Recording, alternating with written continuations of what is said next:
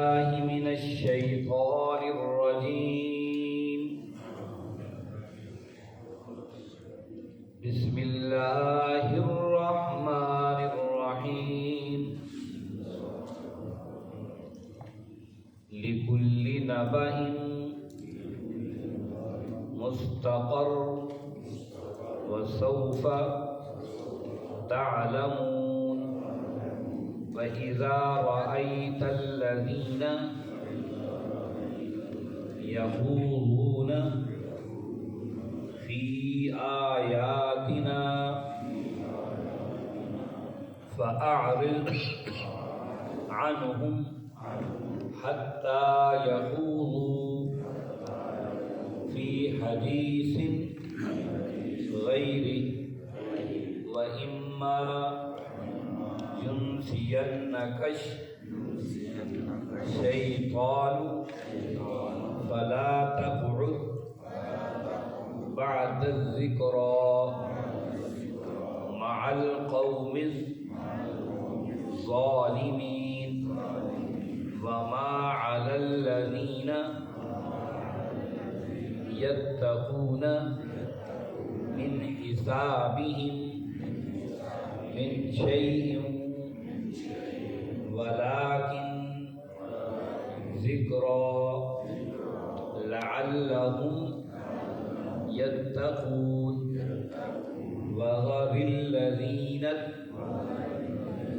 اتخذوا دينهم لعبا ولهوا وغرتهم الحياة الدنيا وذکر به ان تبصر نفس بما کسبت لیس لها من دون اللہ ولی ولا شفیع. وإن تعدل كل عدل لا يؤخذ منها. أولئك الذين أبسلوا بما كسبوا لهم شراب من حميم وعذاب أليم بما كانوا یکفرون. صدق اللہ. عزیز ساتھیو، تمام حمد و ثنا، تعریف و توصیف اس رحیم و کریم رب کے لیے جس کا رحم اور کرم عرش و وسیع. اس کے بعد لاکھوں کروڑوں درود و سلام اس نبی مہرباں پر جنہوں نے اللہ رب العزت سے حق کو پا کر ہم تک حق پہنچانے کا حق ادا کر. عزیز ساتھیو، 7واں پارہ ہے، سورۃ الانعام ہے. اور سورۃ الانعام کی ہم نے 66 آیات پڑھ لی ہیں. ذرا گزشتہ آیات پر ہم نظر دوڑائیں تاکہ ہم آج کی آیات سے ان کا ربط محسوس کر سکیں. تو آپ کو یاد ہوگا کہ اللہ رب العزت نے فرمایا کہ وَهُوَ الْقَاهِرُ فَوْقَ عِبَادِهِ، وہ جو رب ہے اپنے بندوں پر حاوی ہے، اور اسی نے اپنے محافظوں کو اتارا ہے اس انسان کی حفاظت کے لیے. لیکن جب موت کا وقت آ جاتا ہے تو پھر کہیں کوئی مفر نہیں ہے، اور ہم سب انسانوں نے پلٹ کر اسی اپنے حق، جو حق خالق ہے، اسی کی طرف پلٹ کر جانا ہے، اور وہ تیز ترین حساب و کتاب لینے والا. پھر اللہ رب العزت نے مثال دی کیسے عجیب لوگ ہیں کہ جب اندھیروں کے اندر، سمندروں کے اندر جب پھنس جاتے ہیں تو پھر اپنے رب کو پکارتے ہیں، خفیہ بھی اور بانگ دہل بھی. لیکن جب انہیں نجات مل جاتی ہے تو پھر شکر سے پیچھے ہٹ جاتے ہیں.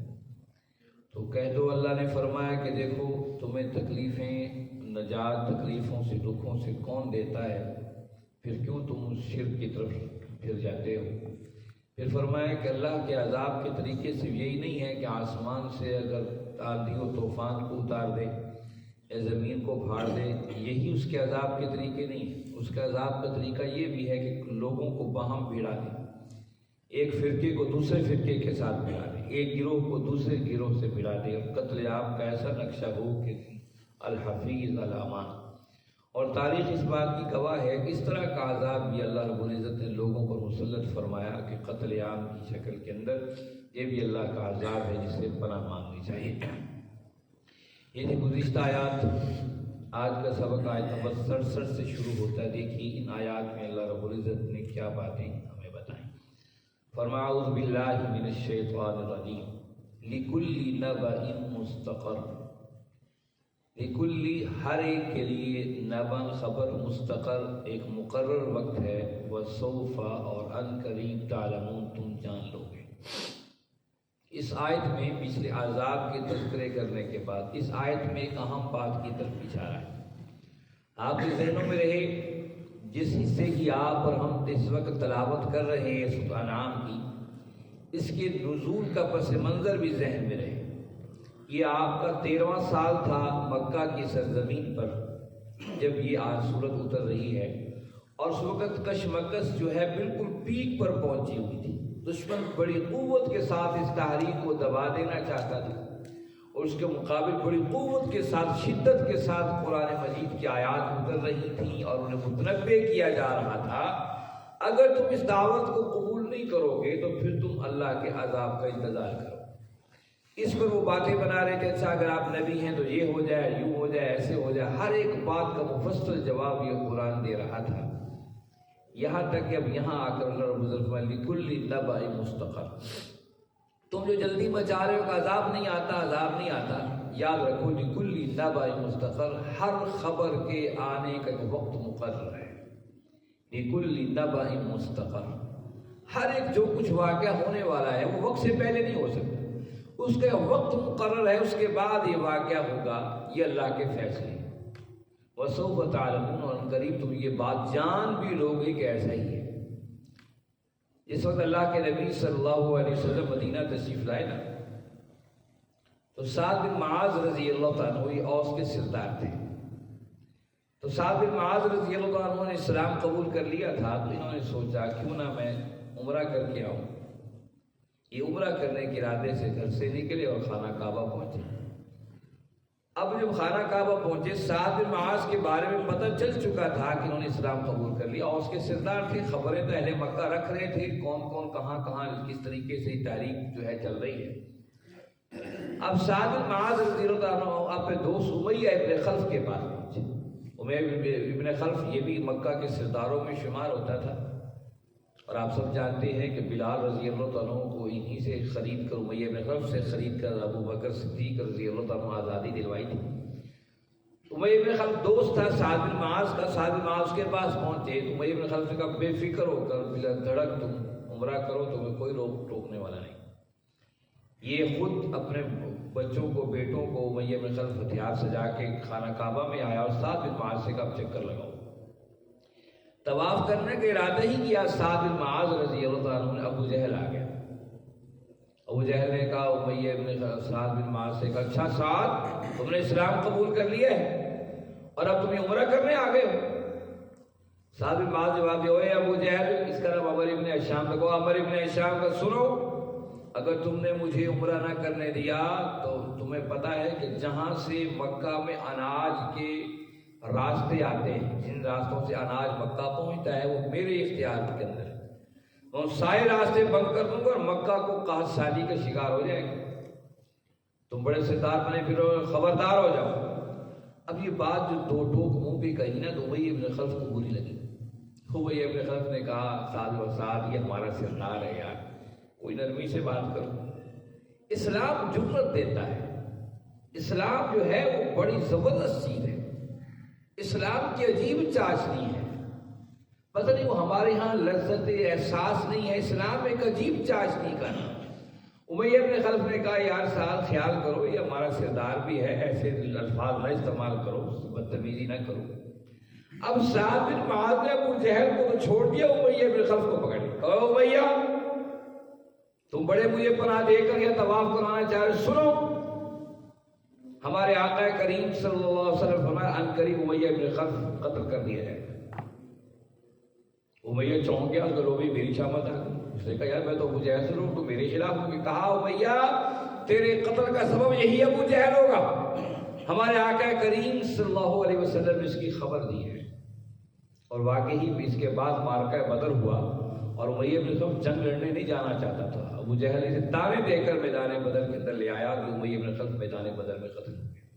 قرآن کہتا ہے لِكُلِّ نَبَإٍ مُسْتَقَرٌّ، ہر ایک واقعے کا ایک وقت مقرر ہے، جب وہ ہوگا تو جب ہی آئے۔ یہ اللہ کا نظام۔ ہم اپنی زندگیوں میں دیکھ لیں، آپ اور ہماری کتنی خواہشیں ہوتی ہیں، یہ کام ہو جائے، یہ کام ہو جائے، یہ کام ہو جائے، لیکن وہ اس وقت نہیں ہوتا، لیکن خاص ایک وقت ہوتا ہے تو وہ کام ہو جاتا ہے۔ یہ اللہ کا نظام ہے، اس پوری کائنات کا نظام ایسے ہی۔ آپ دیکھ لیجیے اس ملک جس میں آپ اور ہم بستے ہیں، 1857 کی جنگ آزادی بڑی اہم تھی، جس کو آج بھی مغرب جو ہے اس کو انگریز غدر کا نام دیتا ہے، اور انڈیا کتابوں کے اندر غدر لکھا ہوا ہے۔ 1857 کی جنگ آزادی کو غدر کا نام دیا تھا انگریز۔ 1857 کی جنگ آزادی بڑی زور سے، قوت سے پورے علاقے کے اندر لڑی گئی، لیکن اس کا سبب کیا ہوا کہ مسلمان مزید غلامی میں چلے گئے اور ایک عرصے تک غلام چلے آئے، اور 1947 کے بعد اس ملک پاکستان وجود کے اندر آیا۔ لیکن پوری جدوجہد 1857 کی جنگ آزادی کے بعد مسلمان کن مراحل سے گزرتے گزرتے 1947 تک پہنچے، جب یہ خطہ یہاں کے لوگ حاصل کر سکے کہ وہاں پر اللہ کا نظام قائم۔ لِكُلِّ نَبَإٍ مُسْتَقَرٌّ، ہر ایک واقعہ وقت اور خبر کے لیے وقت مقرر ہے، اس سے پہلے نہیں آتا۔ اور اس ملک کو بنے کتنا عرصہ ہو گیا، ساری ملک کی عوام چاہتی ہے کہ اس ملک میں اللہ کا نظام آئے، لیکن نہیں آ سکا ہے، اس لیے کہ وقت مقرر ہے، یہاں پر اللہ کا نظام آئے گا۔ یاد رکھیے سورج مشرق سے نکل کر مغرب میں غروب ہوتا ہے، اس ملک میں اللہ کا نظام کی سچائی بالکل اسی طریقے سے ہے۔ کیوں ہے؟ اس لیے کہ اس ملک کے وجود، اس ملک کی بنیاد اور پورے ملک کا تصور یہ بات ہمیں بتاتا ہے، اس ملک کا نظام لا الہ الا اللہ ہونا ہے، آج نہیں تو کل یہ ہونا ہی ہونا ہے۔ لیکن لِكُلِّ نَبَإٍ مُسْتَقَرٌّ، ہر ایک خبر کے لیے وقت مقرر ہے۔ وَسَوْفَ تَعْلَمُونَ، ان قریب تم جان لو گے۔ دیکھیے قرآن کی آیات ماضی، حال، مستقبل کا کیسا نقشہ کھینچتی ہیں۔ وَإِذَا رَأَيْتَ الَّذِينَ يَخُوضُونَ فِي آيَاتِنَا فَأَعْرِضْ عَنْهُمْ حَتَّى يَخُوضُوا فِي الْحَدِيثِ غَيْرِهِ۔ وَإِذَا، اور جب رَأَيْتَ آپ دیکھیں، الَّذِينَ ان لوگوں کو، يَخُوضُونَ جو مذاق اڑا رہے ہیں، فی آیاتنا ہماری آیات کا، فَأَعْرِضْ عَنْهُمْ بس آپ ان سے منہ موڑ لیں، حتیٰ یہاں تک کہ یخوضوا وہ مشغول ہو جائے، فی حدیث غیرہ کسی اور بات میں۔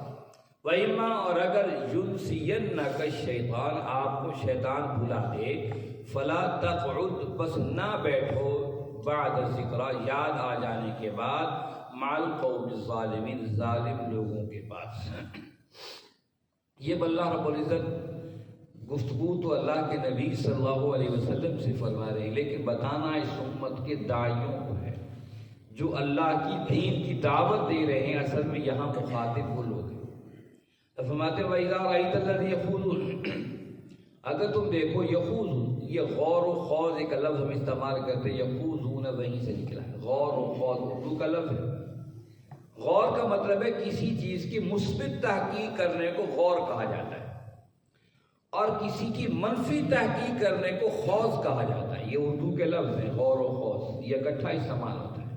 غور کسی کی اچھی اگر تحقیق کرنی ہو کسی کے بارے میں اسے غور کہتے ہیں، اور کسی کی برائیاں تلاش کرنی اسے خوض کہا جاتا ہے۔ تو قرآن کا وَإِذَا رَأَيْتَ الَّذِينَ يَخُوضُونَ فِي آيَاتِنَا، جب ایسے لوگوں کا مجمع ہو جو ہماری آیات کی برائیوں اور آیات کی ٹوہ میں لگے، یار یہ ایسے کیا ہو گیا، ایسے کیا ہو گیا، آیات کے بارے میں مخالفت میں لگے ہیں، فَأَعْرِضْ عَنْهُمْ، تو جو داعی ہے اللہ کے لوگوں کو بلانے والا ہے، اس کا کام یہ ہے کہ ان سے منہ موڑ لیں، حتیٰ یخوضوا فی حدیث غیرہ، ہاں یہاں تک کہ وہ کسی اور بات میں مشغول ہو، بات چھوڑ دیں اور کوئی اور باتیں کرنا شروع کر دیں، پھر تو ٹھیک ہے۔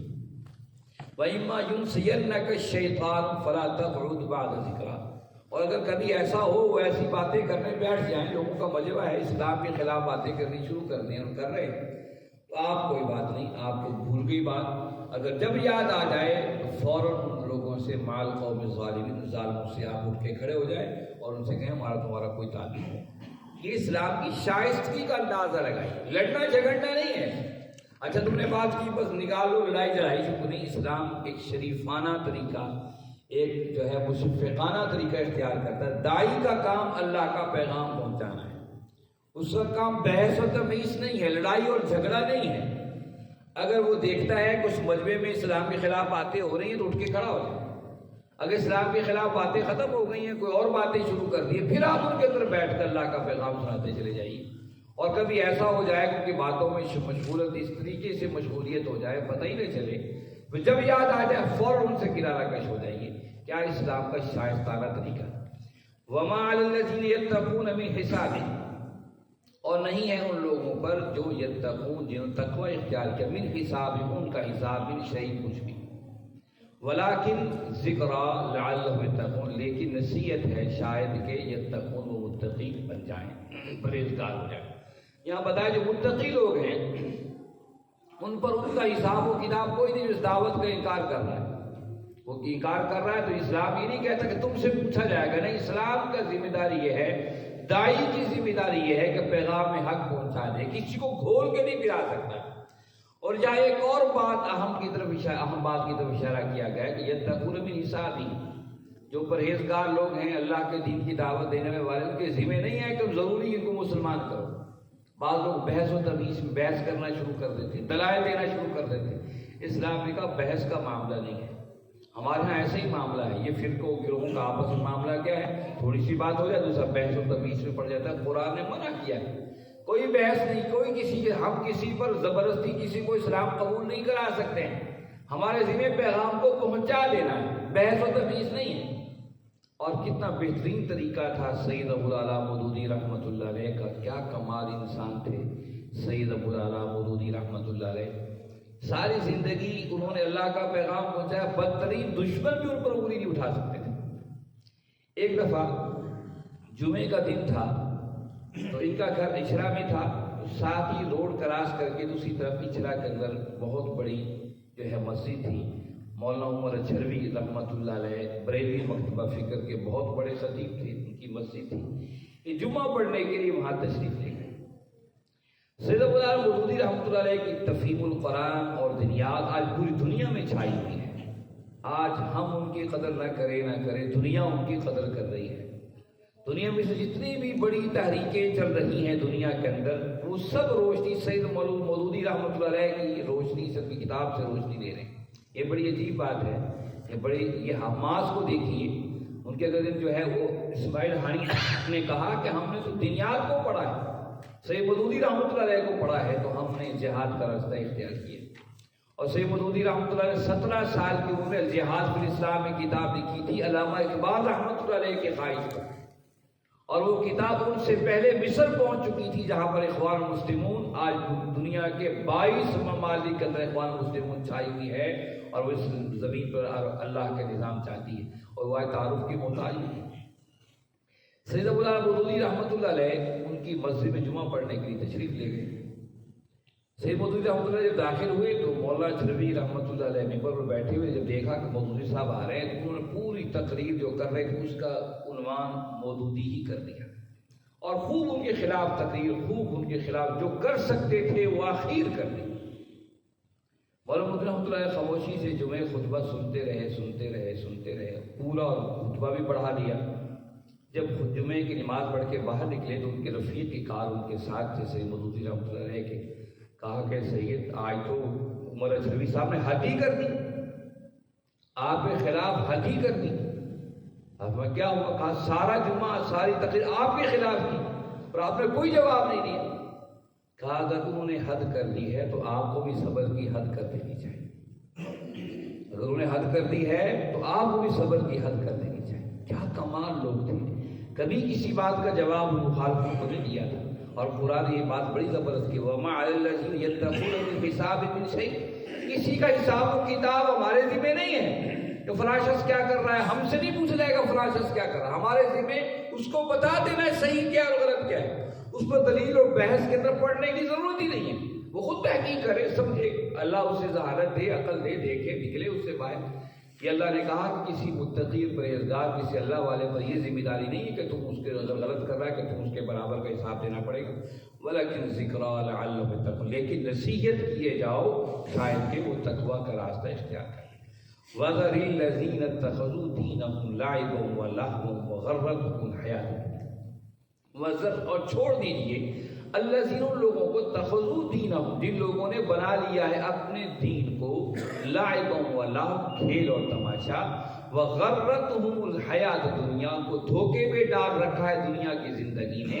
वज़क्किर बिही, उन्हें इस कुरान के जरिए नसीहत कीजिए, अन तुबसल नफ्सुम बिमा कसबत, कि कहीं वो पकड़े ना जाएं अपने इस किए पर। लैसा लहा मिन दूनिल्लाहि वलिय्युन वला शफी, कोई नहीं होगा उस दिन अल्लाह के सिवा ना कोई मददगार, ना कोई सिफारिश करने वाला, ना कोई शिफा देने वाला।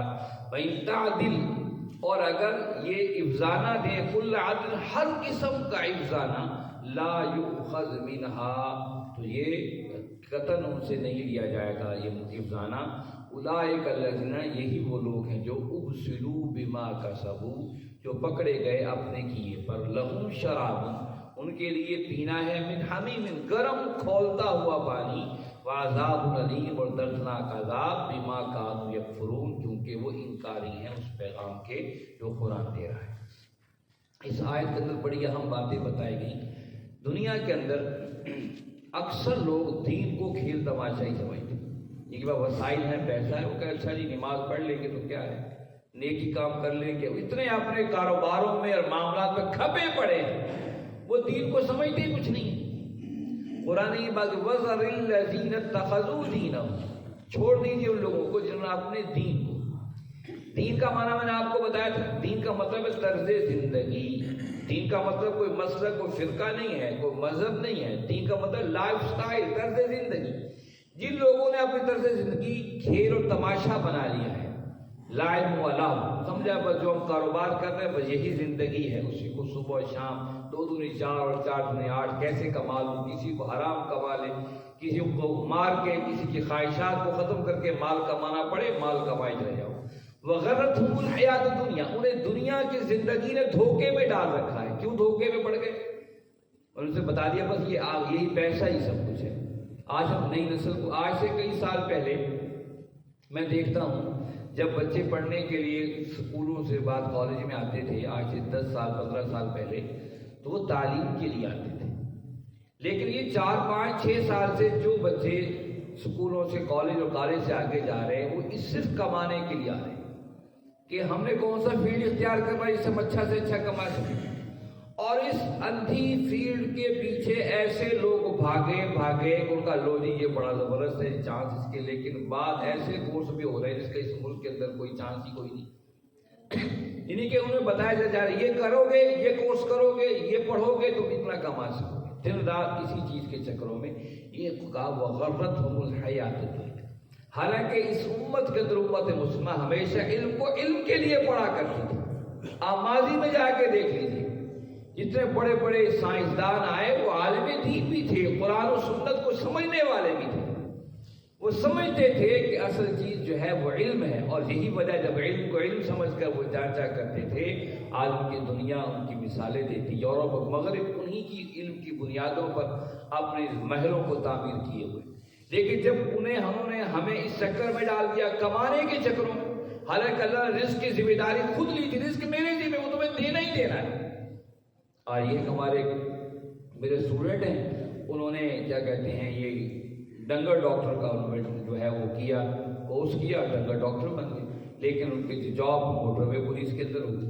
जो सारी जिंदगी पढ़ते रहे उसकी उलट कुछ भी नहीं है जी, पता ही नहीं हमने क्या करना है क्या नहीं करना। जब एक मकसद इस उम्मत के हाथ में था तो फिर रास्ते खुलते थे। कहा कि वग़र्रतहुमुल हयात दुनिया, तुमको धोखे में डाल रखा दुनिया की जिंदगी। वज़क्किर भी, उन्हें इस कुरान से नसीहत कीजिए। कुरान है जो अंधेरों से निकाल कर रोशनी में खड़ा करेगा। वो है कि यहाँ वज़क्किर भी कहकर बता दिया कि ये खेल और तमाशे से अगर निकलोगे, दुनिया के धोखों से निकल सकते हो, तो वो कुरान की नसीहत ही है। वज़क्किर भी, और हमने कुरान का सिलसिला यहाँ पर इसलिए कुरान क्लास का आगाज किया ताकि हम कुरान को समझें, ये कुरान कह क्या रहा है। वज़क्किर भी, और इसी से नसीहत कीजिए। अन्तुबसल नफ्सुम बिमा कसबत, क्या रब्बे करीम का अंदाज है। अन्तुबसल नफ्सुम बिमा कसबत, कहीं पकड़े ना जाएं अपने किए पर। ان کو ڈرائیے اللہ کی کتاب کے اپنے کیے پر پکڑے نہ جائیں۔ لیس لہا من دون اللہ ولی ولا شفیع، اس دن وہی شفیع ہوگا، شفاعت قبول کرنے والا ہوگا، وہی مددگار ہوگا، اس کے علاوہ کوئی نہیں ہوگا۔ وَإِن تَعْدِلْ كُلَّ عَدْلٍ لَا يُؤْخَذْ مِنْهَا، اگر اس دن کوئی شخص اپنا بدلہ دینا چاہے اس عذاب سے بچنے کے لیے، کل عدل، ہر قسم کا بدلہ دے کر بھی، لا یؤخذ منہا، وہ چھوٹ نہیں سکے گا۔ اولئک الذین ابسلوا بما کسبوا، یہی وہ لوگ ہیں جو اس دن اپنے کیے پر پکڑے جائیں گے۔ لہم شراب من حمیم، پھر اللہ نے بتایا کہ پھر کی مہمانداری میں کیا ہوگی، لہم شراب، پینے کا ایسا ہوگا، من حمیم، ایسا گرم اور کھولتا ہوا پانی، ایک حدیث میں آتا ہے وہ ایسا ہوگا کہ منہ سے لے کر نیچے رگوں تک سب کو چیر کے رکھ دے گا۔ حمیم کہتے ہیں سخت ترین، گرم ترین۔ آپ نے آج سے چند عرصہ پہلے، اب تو یہ ہیئر ڈریسر پتہ نہیں کیا کیا لکھا ہوتا ہے، تو اوپر لکھا ہوتا ہے گرم حمام، آپ کو یاد ہوگا جہاں پر یہ جو ہے یہ ہیئر ڈریسر بیٹھتے تھے، گرم حمام لکھا ہوتا تھا۔ حمام کہتے ہیں پانی کو، تو اس کو کھولتے ہوئے پانی، گرم حمام یہ تھا بندہ وہاں پر نہا بھی سکتا تھا گرم پانی سے، تو حمیم کا مطلب ہے گرم۔ لہم شراب من حمیم، انہیں گرم پانی پلایا جائے گا، وعذاب علیم، اور دردناک عذاب، بما کانوا یکفرون، ان لوگوں کے لیے جو انکاری ہیں اس پیغام حق کے۔ میرے بھائیوں، آؤ ہم اس کی انکاری نہ بنیں، ہم اس کے احکامات کو سمجھیں، اللہ اور اس کے رسول صلی اللہ علیہ وسلم کے احکامات کو پڑھیں، سیکھیں اور سمجھیں، اپنی عملی زندگی میں اتارنے کی کوشش کریں۔ کہیں بھی کوئی بچت نہیں ہے، فرار ہے ہی نہیں۔ دیکھو انسان دنیا میں خالی ہاتھ آتا ہے، خالی ہاتھ چلا، اور بیچ کی جو چند سالوں کی زندگی اس میں اس طریقے سے دنیا کی الجھاؤں میں الجھ جاتا ہے، وہ سمجھتا ہے کہ بس میں ہی پڑا ہوں۔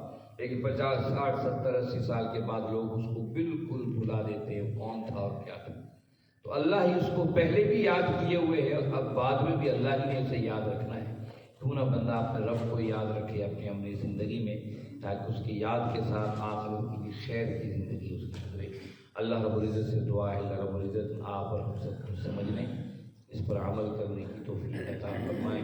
وآخر دعوانا الحمدللہ۔